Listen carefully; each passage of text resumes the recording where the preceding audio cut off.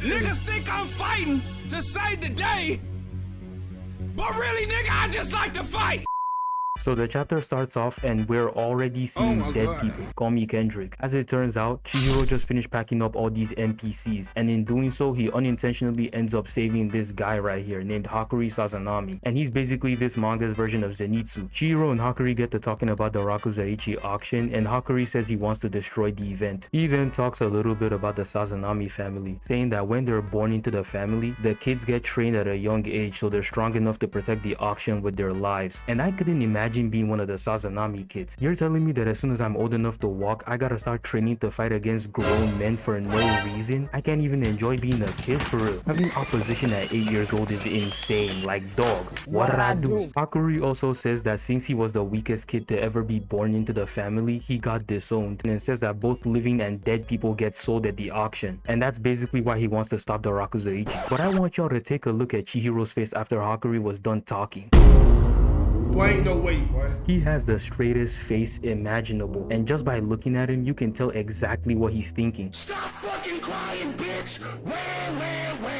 I don't wanna fucking hear it. He does not care about anything Hakuri just said. If it's not about an enchanted blade, he turns into Helen Keller, and I don't even blame him for real. Imagine some random person walks up to you and starts talking about his family problems. Hakuri's telling him all this when he didn't even ask. Like, bro, what you want? Stop acting like you know me, nigga. I don't know you. But after he's done talking, they both decide to take the elevator and go down to the first floor. Chihiro asks Hakuri if he knows where the Sazanami stores the auction goods, to which Hakuri replies yes. He then tells Hakuri that he plans to steal the Shinuchi. Hakuri gets super excited all of a sudden, saying that if Chihiro steals it, the auction would be ruined. And this is the shit I'm talking about, bro. Why is Hakuri's hand so close to his face? Stop touching niggas with your hand. They talk some more about the enchanted blade until Chihiro's phone starts ringing. He picks it up and it's Mr. Shiba calling with some information. After the call, Chihiro says that someone's coming after him and that he and Hakuri need to go immediately. But there's no way out of this one, because the elevator gets to the first floor and opens up, and that's when we see her just standing there. We get a brief explanation of who she is and what weapon she's using, and then we get her full introduction. Hiyuki Kagari of the Kamunabi, and she already has the flame bone equipped. She locked in from the jump. You already know she's not here to play games. She tells Chihiro to put down his sacred blade, and she's only going to say it once. But hold on, y'all, hear me out. DJ, play that music. I know y'all see her. I don't know about y'all, but she's very gorgeous to me. If she says jump, say less. Whatever she wants, she can get. My credit card, take it. The things that I would do just to get a single. Out of pocket for that shit.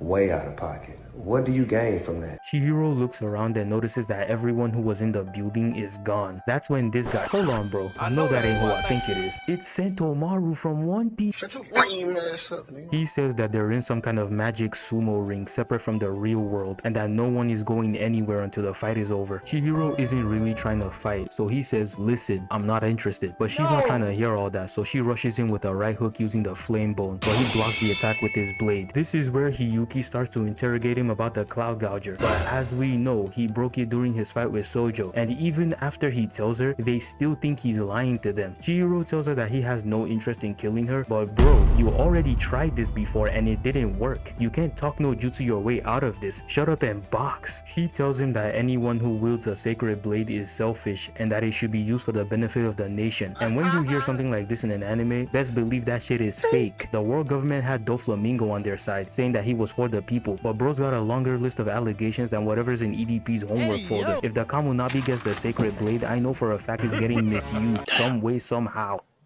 He don't got a clue in the fucking world. She uses the flame bone to summon these ribs from below the ground, but Chihiro jumps up to avoid it. And as they continue fighting, she tells him that Kazane, another member of the Kamunabi, had lost his right shoulder and his teammates when he went up against Cloud Gouger, saying that if Chihiro continues to wield the sacred blade, it will only cause more misery. And after I read that, I said, oh man.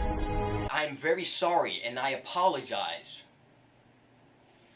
for the inconvenience of me not giving a fuck But those words must have really hit Chihiro in the heart, because for some reason he starts hesitating, allowing Hiyuki to get the upper hand, and now she's about to finish him. But like shot clock cheese, Hakuri runs in from the sidelines to get in front of Hiyuki, and she rocks him in the face. Look at him, face looking like Naruto after getting abused by Sakura.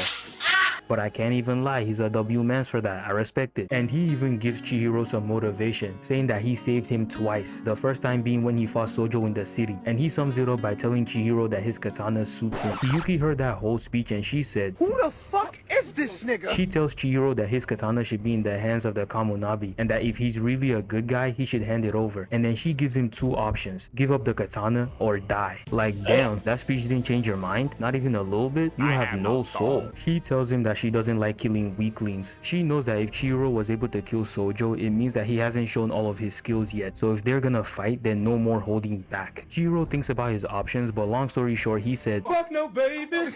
And he ups his katana on Hiyuki. And look at his face, that's Game 7 LeBron, let him cook. Chihiro kicks it off by using his activity to run around Hiyuki, to which she responds by summoning ribs to defend herself. And Chihiro keeps running around her until he sees an opening in her defense, thinking he can exploit it, but call it an OF model. Just like Kiera Rush, the opening was a trap, because the moment he goes in to attack, Hiyuki turns around and catches the blade with both hands. Like, okay, you kinda nice with it, I see you. But don't let that catch deceive you, it was all just a part of the plan. The attack was a pump fake. Chihiro used a completely different katana just so he could catch her off guard with a sneak attack. And this is exactly what Sneak Nation saw that made them approve his application. These are the types of plays they love to see. Tafuku tells her to watch out, and any normal human being hearing that would have tried to dodge, but not Hiyuki. She said, I'ma eat it.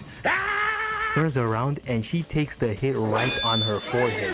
This nigga is crazy. And she is very lucky that Chihiro used the back of his katana instead, because what if he decided to use it normally? He would have taken the hit just to get packed up like the final boss in Kill Bill Volume 1. He would have taken her top off like Enjaku. She remotely sends the flame bone towards Chihiro, trying to kill him. The attack lands and causes an explosion, but he moved out the way in time. She then says that she's fully prepared to kill him and that he shouldn't use the back of his blade, and I low-key feel her on that. That's type disrespectful. But this is where that brain damage starts kicking in. She tells Chihiro to fight for real, saying that her life has to be on the line too. Look at how bloody she is. The way she's smiling right now, you would think she's trying to go band for band with Sukuna over who likes fighting the most. Hiyuki attempts to attack Chihiro once again, but that's when Tafuku notices Hakuri. That punch he took to the face earlier is about to make him lose consciousness, so he tells Hiyuki the spell is about to break and she cancels her attack so as not to harm any civilians. The place goes back to normal and Chihiro escapes with Hakuri. And it's at this point that Hiyuki starts feeling the after effects of that head injury, which should have knocked her out, but she's managed to stay conscious just off of pure adrenaline. But now that all the excitement's over, she takes a deep breath and then her eyes roll to the back of her head. She almost falls down but gets caught by Tafuku. And after asking her what's next, she says that since they already know that Chihiro is going after the Shinuchi, they're just gonna go after the same thing, which means that the next encounter between Chihiro and Hiyuki will be at the Rakuzaichi auction.